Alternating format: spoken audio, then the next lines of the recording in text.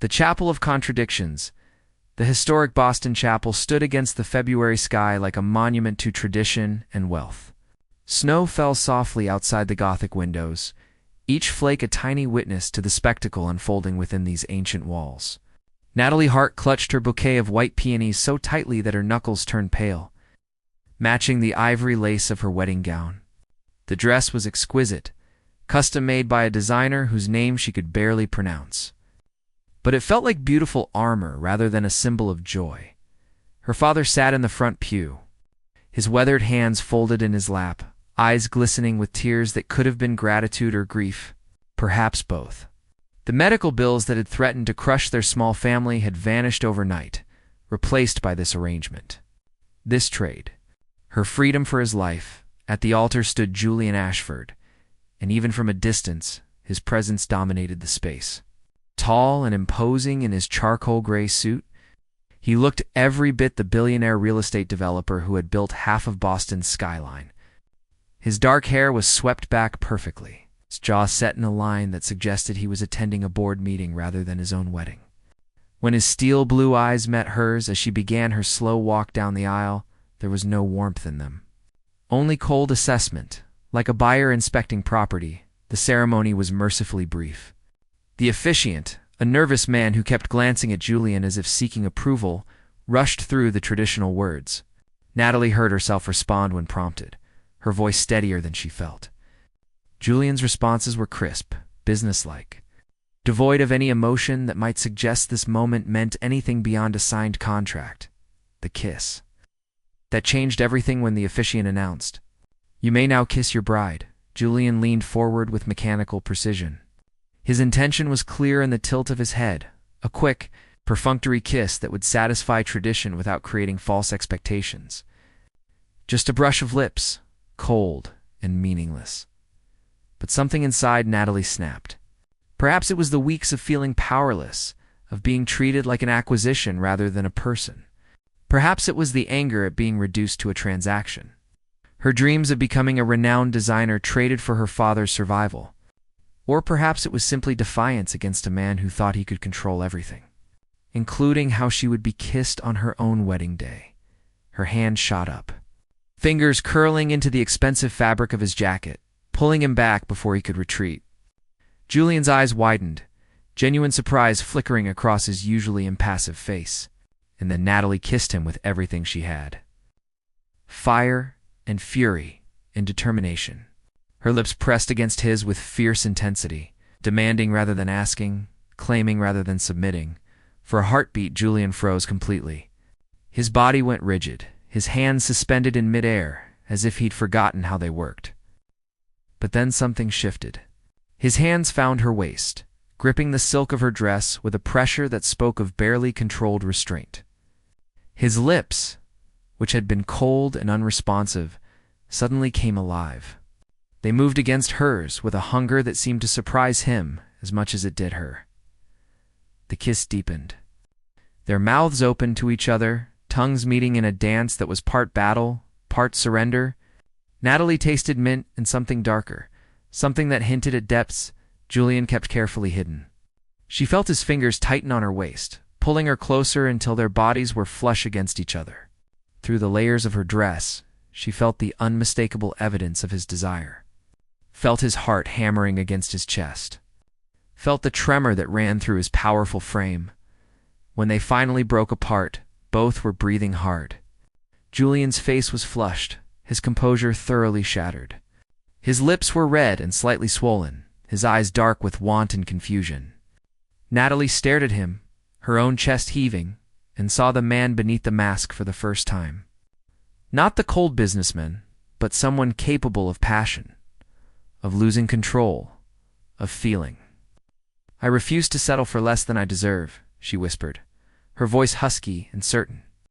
"So get used to it." The mansion of Silence the Ashford estate rose from the snow-covered landscape like something out of a Gothic novel. All glass and steel and sharp angles, it reflected the winter sun with cold brilliance. Natalie stepped out of the limousine and felt the weight of this fortress that would now be her home. It looked like a museum, beautiful and untouchable, designed for display rather than life. Inside was worse. Everything was pristine, modern, and completely devoid of warmth. White marble floors reflected LED lights. Designer furniture looked sculptural rather than comfortable. Not a single photograph adorned the walls, just abstract art that probably cost more than her childhood home. It was a space that screamed wealth and whispered loneliness. Julian walked ahead of her, already loosening his tie with practiced movements. He didn't look back, didn't offer his hand, didn't acknowledge her presence except to say, "Your suite is on the east wing, 3rd floor. The housekeeper has unpacked your things. If you need anything, there's an intercom system." Natalie felt her blood heat, anger replacing the confusion of the past hour. "My suite? We're married, Julian. Married people typically share a bedroom." He turned to face her then, and the cold businessman was back in place. The passionate man from the kiss might have been a figment of her imagination. "Let me be clear about the terms of this arrangement," he said, his voice flat and controlled. "This is a business contract, nothing more. You needed money for your father's treatment. I needed a wife to satisfy certain social and business expectations. We've both fulfilled our parts of the bargain." "A contract," Natalie repeated, letting her purse drop to the marble floor with a sharp crack that echoed through the vast space. "You're calling our marriage a contract?" "That's exactly what it is." Julian moved to the built-in bar, pouring himself to fingers of scotch. "You have complete freedom to do whatever you want. Pursue your design work, see friends, live your life. I only require your presence at certain public events. Otherwise, we maintain separate existences under the same roof." The casual cruelty of his words should have hurt, but Natalie had been preparing for this since the day lawyers had presented the marriage agreement. She'd known what kind of man Julian Ashford was supposed to be. What she hadn't expected was the glimpse of something else during that kiss. Something real and raw and very much alive beneath all that ice. The first battle Natalie crossed the space between them, her heels clicking against the marble with deliberate slowness. She stopped close enough to see the tension in his shoulders, to notice how his grip on the glass tightened when she invaded his personal space. "Tell me something, Julian," she said softly, dangerously. "If this is just business, if I mean nothing to you beyond a signature on a contract, then why did you kiss me back?" His jaw clenched. That was an involuntary physical response. "It meant nothing, she echoed, tilting her head to study him. "Is that why you're still looking at me like you want to continue what we started? Is that why your hands are shaking?" "They're not shaking," he bit out, but his knuckles were white around the glass. Natalie stepped even closer, close enough to feel the heat radiating from his body, despite the air conditioning. "You can lie to yourself all you want, Julian Ashford, but your body tells the truth. You felt something during that kiss. You felt me, and it terrified you." Something flashed in his eyes. Anger, yes, but also fear. Real, genuine fear. "You don't know anything about me? Then let me know you," she challenged. "Stop hiding behind contracts and coldness. Show me who you really are." For a moment, just a moment, she saw him waver. Saw the internal battle raging behind those steel blue eyes. His free hand lifted slightly, as if reaching for her, before dropping back to his side. His lips parted, words forming and dying unspoken. Then the walls slammed back into place. "I suggest you go to your room, Natalie. It's been a long day, and I have work to do." He turned away, effectively dismissing her. But Natalie wasn't done. She walked around to face him again, forcing him to see her. "You're a coward," she said quietly, and the words landed like a slap. "You hide behind your money and your business and your carefully controlled life because you're terrified of feeling anything real. But I'm not going away, Julian. I'm your wife, whether you like it or not, and I don't give up easily." His eyes snapped to hers, blazing with sudden intensity. "You have no idea what you're talking about." "Then enlighten me," she fired back. "Tell me why a man who clearly feels passion, who kissed me like he was dying of thirst, and I was water, would rather live alone in this beautiful prison than take a chance on something real." The silence that followed was explosive. They stared at each other, two stubborn wills clashing in the cold perfection of his mansion. Natalie could see his chest rising and falling rapidly, could see the vein pulsing in his neck, could practically feel the war being waged inside him. "Go to your room, Natalie," he repeated. But his voice was rough now, fraying at the edges. "Before I do something we'll both regret." She held his gaze for one more long moment, letting him see her determination, her refusal to be dismissed or ignored. Then she turned and walked toward the glass staircase, her back straight, her head high.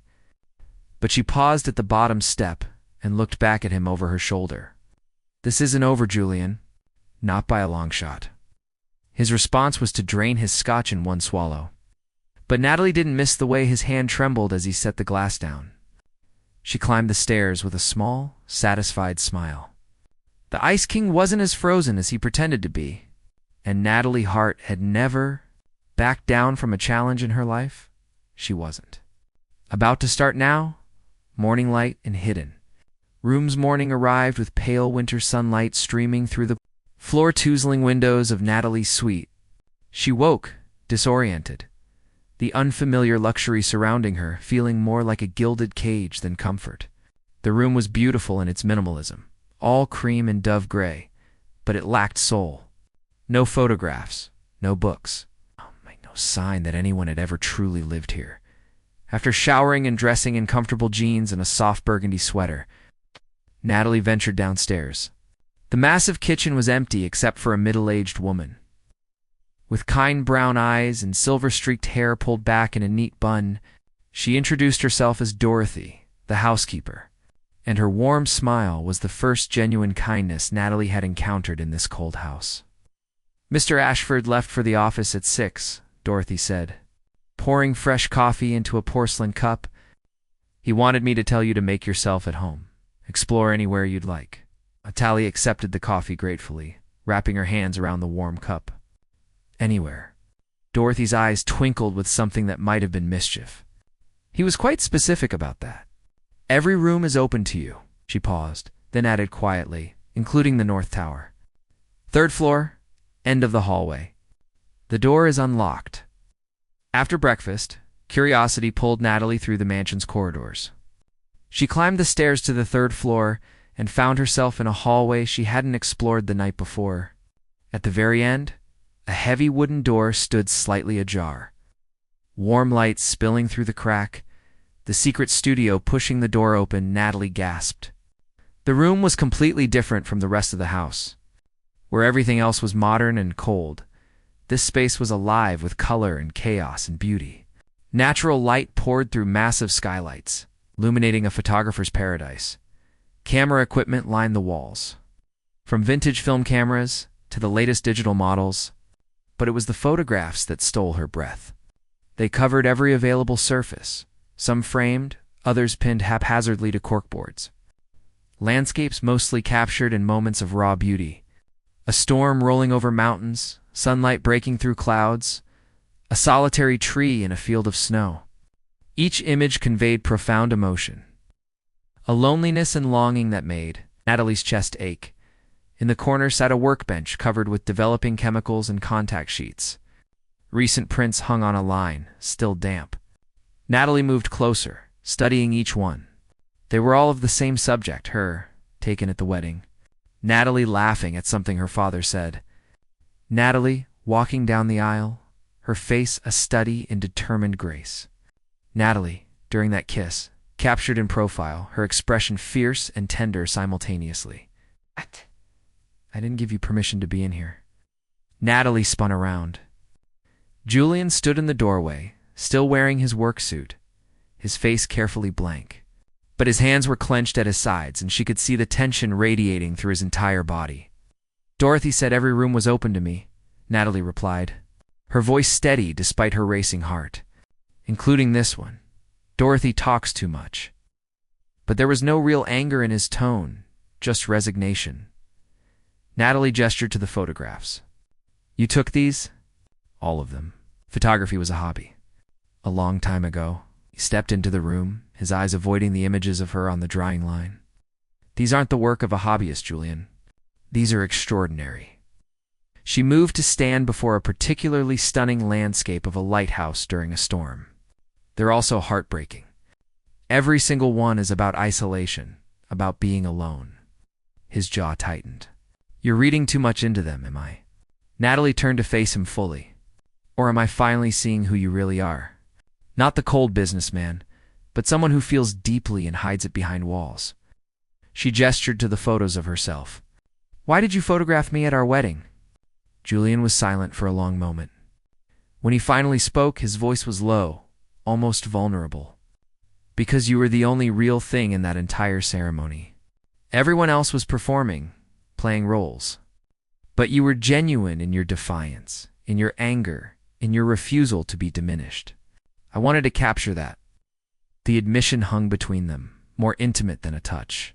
Natalie felt something shift in her chest, a softening toward this complicated man who hid his depth beneath ice. Shared creations show me how to use one, Natalie said suddenly. Pointing to a vintage film camera on the shelf, Julian blinked, clearly not expecting this response. What? Teach me photography? I'll teach you about interior design, about creating spaces that feel alive instead of like museums. We can share this studio, she smiled, hope blooming in her chest. Maybe we can share more than just a last name. For a moment, she thought he would refuse. His expression cycled through surprise, resistance, and then something that looked almost like longing. Finally, he moved to the shelf and selected a classic Nikon film camera. This was my first serious camera, he said, handling it with obvious affection. Film forces you to be intentional. Every shot matters because you can't just delete and try again. He showed her how to load the film, his fingers brushing hers during the demonstration. The touch was brief but electric, sending warmth racing up her arm. Julian's breath hitched slightly, and she knew he felt it too.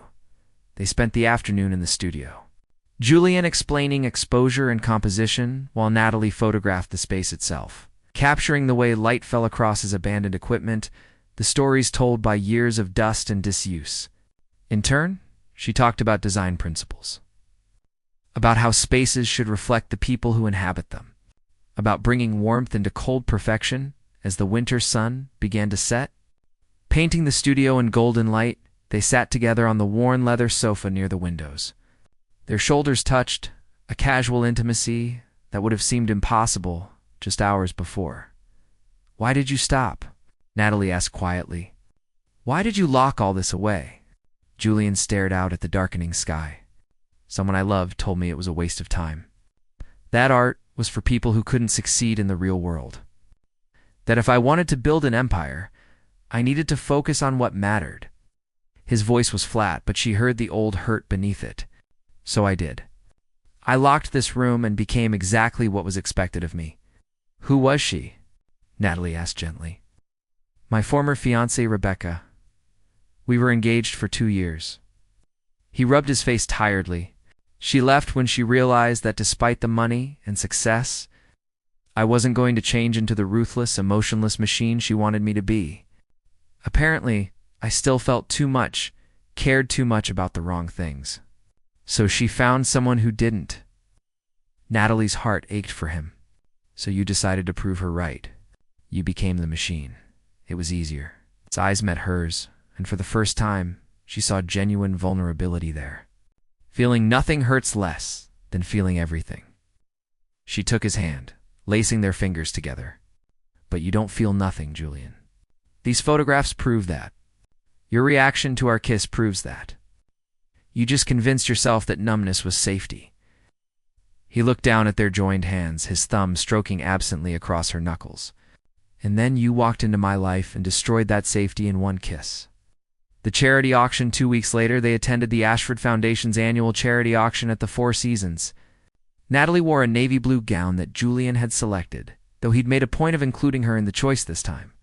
The dress hugged her curves elegantly, with a draped neckline that was sophisticated.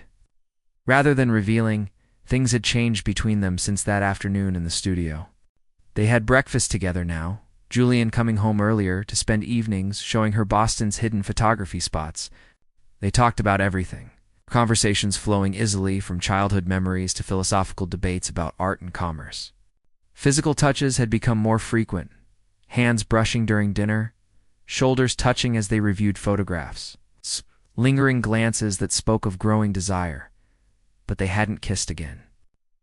Both seemed to be waiting, building something stronger before crossing that line once more at the auction.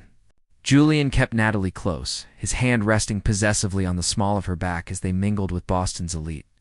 She could feel curious eyes on them, hear the whispered speculations about their whirlwind marriage. Julian introduced her with unmistakable pride in his voice. My wife, Natalie, and each time he said it, it sounded less like a title and more like a treasure. They were examining auction items when a sharp voice cut through the chatter. Julian Ashford, I didn't expect to see you here with a date. Natalie turned to see a stunning woman in a red dress. Blonde hair swept up in an elegant chignon, cold green eyes assessing Natalie like a threat to be eliminated. Even before Julian's body went rigid beside her, Natalie knew who this was. Becca, Julian said, his voice carefully neutral. This is Natalie, my wife. Rebecca's perfectly painted lips curved into a smile that didn't reach her eyes. Wife? How surprising. I didn't even know you were seeing anyone. Her gaze raked over Natalie dismissively. Though I suppose when you're Julian Ashford, you can acquire anything you want, including a bride. The word acquire was deliberate, designed to wound. Natalie felt Julian tense beside her, ready to intervene, but she stepped forward first. Actually, Rebecca, is it? Natalie smiled pleasantly. Julian didn't acquire me. We chose each other. I know that might be a difficult concept for someone who clearly measures relationships by what she can gain from them, but love isn't a transaction. Rebecca's eyes flashed with anger. Love, that's adorable. Tell me, how long have you been married? A few weeks? Give it time, dear. Julian has a way of disappointing people who expect him to actually feel something. The only disappointment here, Natalie said, her voice dropping to steel, is that someone as talented and capable as Julian ever wasted time on someone who couldn't see his worth beyond a bank account? But thank you for being exactly what you are. If you hadn't broken his heart, I might never have had the chance to help him heal it. Rebecca opened her mouth, then closed it. For a moment, genuine hurt flashed across her face before the mask returned. We'll see how you feel in a year, she said coldly, then turned and walked away. Julian stared at Natalie with something close to awe. You didn't have to do that. Yes, I did. Natalie turned to face him fully. Because I meant every word. You're not a disappointment, Julian. You're extraordinary. And anyone who made you feel otherwise didn't deserve you. Something broke in his expression. Without a word, he took her hand and pulled her through the crowded ballroom, out onto a deserted balcony overlooking the city. Snow was falling softly, dusting the wrought iron railing with white. Natalie, he began, then seemed to lose his words. Instead, he cupped her face in both hands, his thumbs stroking her cheeks as he stared at her with naked emotion. I don't deserve you defending me. You deserve everything good in this world, she whispered. I'm falling for you. The confession came out rough, unpolished. I tried not to. I told myself this was just an arrangement, that I could keep my distance. But every day with you makes me want things I thought I'd given up on. Every smile, every conversation, every moment we share makes me fall harder. Natalie's heart soared. Then stop fighting it. Stop protecting yourself and just feel. Julian kissed her then, and it was nothing like their wedding kiss. That had been fire and challenge. This was reverence and promise. His lips moved against hers with tender intensity, tasting and exploring as if memorizing every detail. Natalie melted into him, her arms winding around his neck, feeling the solid strength of him against her. When they finally broke apart, both breathless, Julian rested his forehead against hers. Come home with me. Not to separate, sweets. To my room. Let me show you what you mean to me. Natalie's answer was to kiss him again, pouring every ounce of her own growing feelings into it. Yes, take me home, Julian. The drive back to the mansion was charged with anticipation. They sat close in the back seat, hands entwined, stealing kisses at red lights. When they finally arrived home, Julian swept her into his arms and carried her up the stairs to his suite, both of them laughing breathlessly. Tonight would change everything. And for the first time since this arranged marriage began, both of them were ready to let it, Crisis and truth. Monday morning arrived with the intrusion of the outside world. Natalie woke wrapped in Julian's arms, their bare skin warm where they touched, sheets tangled around their legs. The intimacy they'd shared the previous night had been tender and passionate, a physical expression of feelings that had been building for weeks. She'd given herself to him completely, and he'd cherished every moment, every touch speaking of devotion rather than mere desire. Julian's phone buzzed insistently on the nightstand. He groaned, reaching for it without opening his eyes, then went completely still as he read the screen. Natalie felt his body go rigid against hers. "What is it?" she asked, propping herself up on one elbow. His face had gone pale. All the softness from their night together replaced by barely controlled panic. The Riverside Project. Someone leaked documents showing structural issues we knew about months ago but hadn't disclosed. The board is calling for an emergency meeting. This could destroy everything I've built. He was already moving, pulling on clothes with jerky, frantic movements. Natalie grabbed his hand, stilling him. "Julian, talk to me. What really happened with Riverside?" He looked at her and she saw fear in his eyes. Real, bone-deep fear. "When I bought that property, my head contractor found foundation problems. Nothing dangerous, but expensive to fix. My board wanted me to hide it, flip the property quickly before anyone noticed. I refused. I've spent the last 6 months fixing everything properly, but someone leaked the initial reports without the context of what we've done since. It looks like we were covering up dangerous conditions. So tell the truth," Natalie said simply. "Show them the remediation work. Prove you did the right thing. The board will crucify me for the profit loss. Several members have been looking for an excuse to push me out, to take the company in a more cutthroat direction. This could be it." He sat heavily on the bed, his head in his hands. "I could lose everything." Natalie knelt beside him, taking his face in her hands and forcing him to look at her. "You won't lose everything. You'll lose a company run by people who don't share your values. But you'll keep your integrity. You'll keep yourself. And you'll keep me." Stared at her, something raw and vulnerable in his expression. "You'd stay? Even if I lose the money, the status, all of it?" "Julian." She kissed him softly. "I didn't fall in love with your bank account. I fell in love with the man who takes photographs that make my heart ache. The man who spent months fixing a building properly, even though it cost him profits. The man who's teaching me to see light the way he does. That man is worth more than any empire." His arms came around her, holding her tight enough to hurt. "I love you," he whispered against her hair. "God, Natalie, I love you so much it terrifies me." "I love you too." She pulled back to look at him. "Now go to that meeting. Tell the truth. Fight for what's right. And I'll be here when you get back, no matter what happens." Standing together, the emergency board meeting was scheduled for 2 in the afternoon. Julian left at noon, his face set in determined lines. Natalie spent the morning pacing the mansion, too anxious to paint or do anything productive. Dorothy brought her tea and reassurances. But nothing could calm the knot in her stomach. At 4 o'clock, Natalie made a decision. She called a car service and went to Ashford Enterprises herself.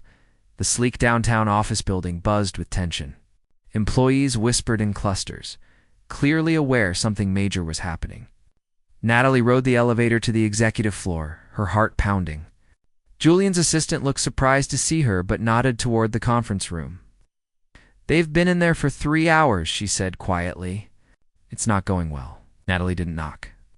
She simply opened the heavy doors and walked in. 12 people sat around an enormous conference table, all in expensive suits, all looking varying degrees of angry or smug. Julian stood at the head of the table, documents spread before him. His tie loosened and hair disheveled as if he'd been running his hands through it. He looked exhausted and cornered. He saw her and froze. "Natalie, you shouldn't be here. I'm exactly where I should be." She walked to his side, her heels clicking against the polished floor. Next to my husband, an older man with silver hair and a predatory smile leaned back in his chair. "Mrs. Ashford, this is a private business matter. Nothing about my husband is private from me, mister."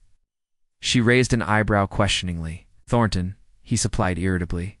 "And this doesn't concern you?" "It concerns Julian." which makes it my concern.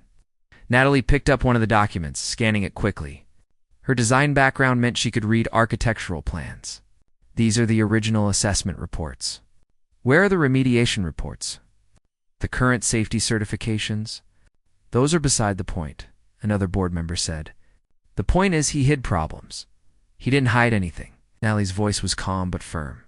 He discovered issues and spent 6 months and millions of dollars fixing them properly instead of doing quick cosmetic repairs or dumping the property on unsuspecting buyers. Some might call that integrity. Some might call it financial incompetence, Thornton shot back.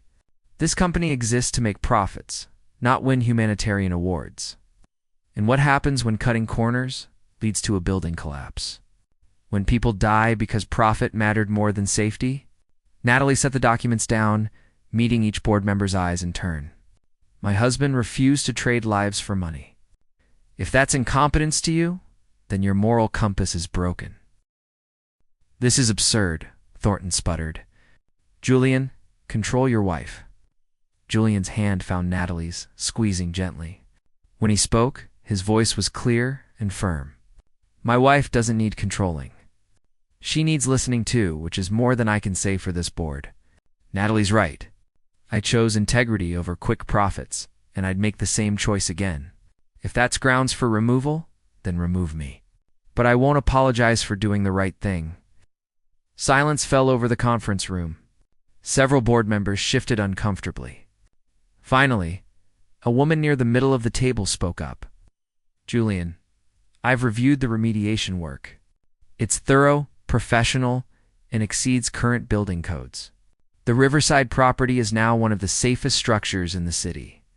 Perhaps instead of punishing you for initial transparency, we should be highlighting this as an example of Ashford Enterprises' commitment to quality and safety. Others began nodding, murmuring agreement. Thornton's face reddened. This is ridiculous. No, another board member said firmly. What's ridiculous is trying to destroy a CEO for having ethics. I move that we issue a press release detailing the Riverside situation accurately, showcasing our commitment to safety over profits. All in favor? 8 hands rose.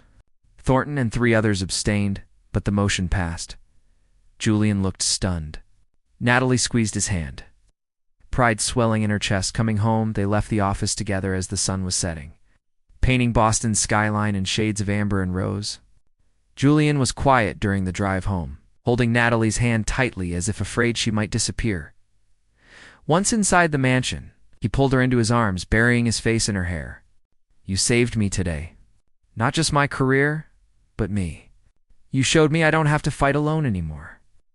Natalie held him close, feeling him tremble slightly against her. You were already fighting for what's right, Julian. I just made sure everyone else saw your courage. He pulled back to look at her, his eyes shining with unshed tears. I spent so long building walls, convincing myself that caring was weakness, that feeling deeply would destroy me. And then you crashed into my life and tore down every defense I had. You made me remember what it means to live instead of just survive. You did the same for me, Natalie said softly. I was so focused on sacrificing myself for my father that I forgot I was allowed to want things for myself, to dream, to love. She cupped his face in her hands. You gave me back my voice, Julian. You saw me when I felt invisible. He kissed her then, deep and slow and full of promise. When they broke apart, both breathing hard, he swept her into his arms again and carried her up the stairs. Not to his suite or hers, but to a room Natalie hadn't seen before. He opened the door to reveal a beautiful master bedroom, clearly redecorated recently. The cold minimalism was gone, replaced by warmth and color. Soft cream walls, rich wood furniture, a king bed with luxurious bedding in deep blues and grays. Photographs lined the walls, his landscapes mixed with candid shots he'd taken of Natalie over the past weeks. There were books on the nightstands, a cozy reading nook by the window. Personal touches that made the space feel lived in and loved. I've been working on this for 2 weeks, Julian said, setting her down gently. I wanted to create a space that was ours.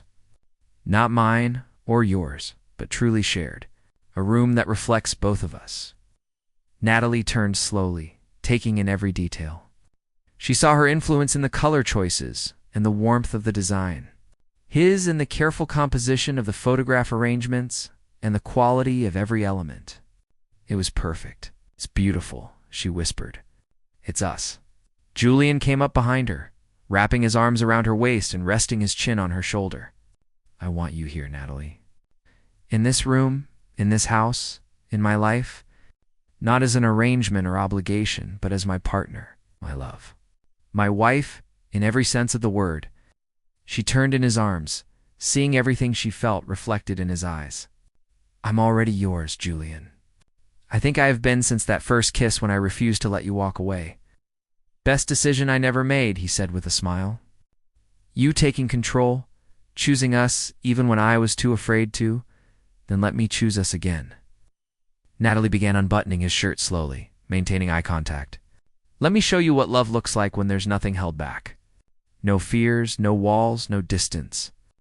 Just you and me, and everything we feel.